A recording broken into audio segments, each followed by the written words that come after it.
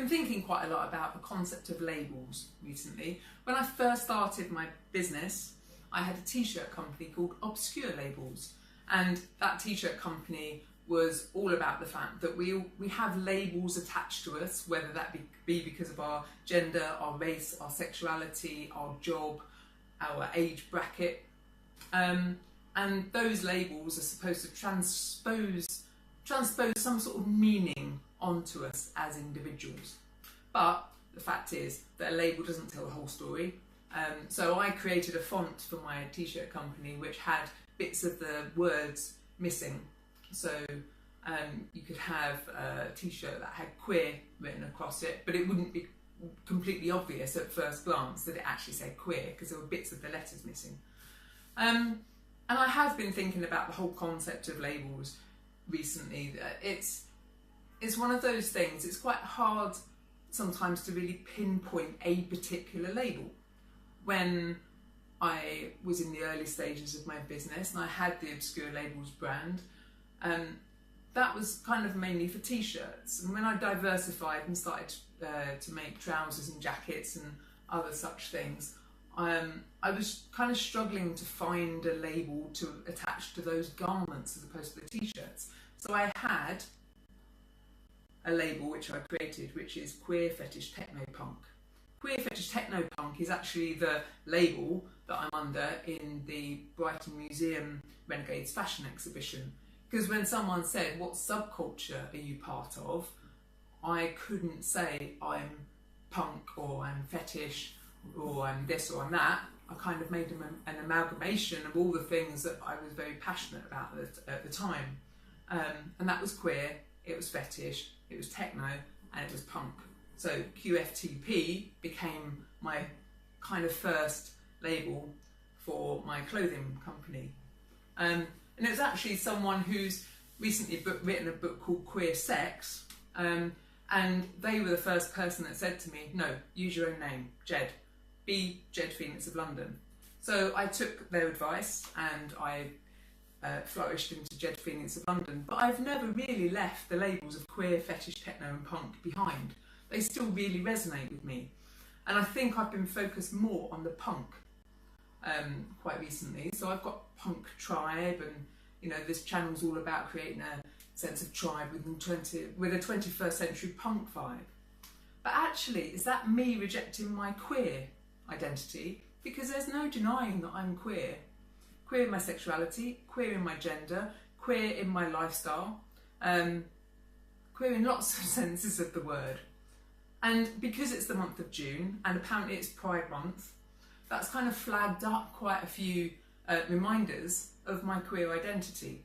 So I'm wondering if I should start having Queer Tribe as part of my mix of things. So I can do little vlogs like this, which are about being queer in the 21st century and being in your 40s or older or slightly younger. You know, you hear a lot of stuff in the media today about young queer people, but what about older queer people? You know, are we still visible? You know, we're kind of trailblazers. I remember the first Pride that I went to, the first Brighton Pride that I went to, blimey, that was literally like a handful of people with picnic blankets in Queen's Park. The first Pride that I went to, it was a political march, very much a political march. And the party afterwards, I can't remember where it was. I think it might have been Kensington, maybe, I don't know. But you didn't have to pay to get in. When they started charging to get into the Pride Festival, that's when I kind of stopped going, because it just became something different. And also, Pride, it's sponsored by big corporate companies. You got the whole concept of the pink pound. When I was in my teens and 20s, when I came out, when I first started exploring my queer identity, it was quite a different time. I'll have to have a look in my bookcase and see if I've got some Shocking Pink magazines, because that was an anarcho-feminist magazine that I got involved with around the time I was 19, 20. And it's a kind of, you know, it's an anarchist, queer, feminist zine, printed thing. We didn't have the internet when I was 19. So this is just a little revelation, really. I'm wearing my Happy Sailor tattoo, my Happy Sailor t-shirt, and that kind of takes me on to the whole concept of tattoos as well, because I was watching a YouTube vlog a couple of days ago about a young queer person who was talking about chosen family. I've got a bloody chosen family tattoo on my leg as a memorial for 3 of my queer tribe who are no longer about. On the other leg, I've got a blood family tattoo, which is of a similar vein. But it's like queer runs through my veins. I can't quite believe that I just forgot about the label of queer, because it's more encompassing than punk for me. Punk, it's almost like queer is the new punk. If you think about punk in the 70s, was very in your face and a bit raw and people didn't like it. Well, is queer the same kind of thing now in the 21st century?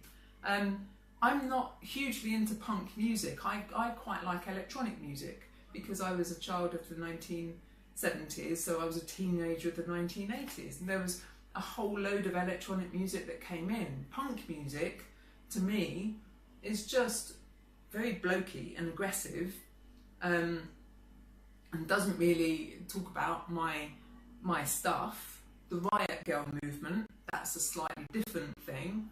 I remember getting quite into Riot Girl because that was in the 1980s, 1990s, and I was a lot more politically engaged then. The queer part of my queer fetish techno-punk identity is probably the one that spreads throughout the entirety of my lifestyle as opposed to just bits of it.